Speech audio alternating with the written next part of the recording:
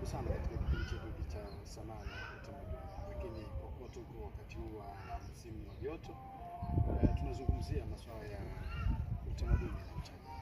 Na leo katika kipindi chetu hiki cha utalii na utamaduni, sanaa, tumeweza kubahatika kuzungumza na raia ambaye siku hadi siku anafanya shughuli zake za kawaida, lakini pia amejikita katika fani ya tasnia ya muziki wa kizazi kipya. Lakini yeye atatuambia ni talenti gani au talenti hii nini ameipata na wapi kajifunza. Kwa hiyo tunamkaribisha hapa moja kwa moja ili tuweze kuzungumza naye kwa takriban dakika 20 hizi za kipindi chetu cha sanaa. Mimi naitwa Rajabu Saidadi, kwa mitambo yetu.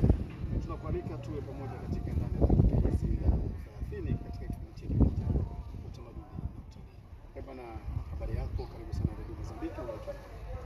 Asante kaka, mimi naitwa Rodrigo, lakini kwenye muziki watu wananijua sana na jina la Wega Boy Kawisha. Wega Boy Kawisha ambapo imekuwa ni jina lako la usanii. Karibu sana. Asante sana. Tuanze na hapa. Katika mazungumzo yako tunaambia kwamba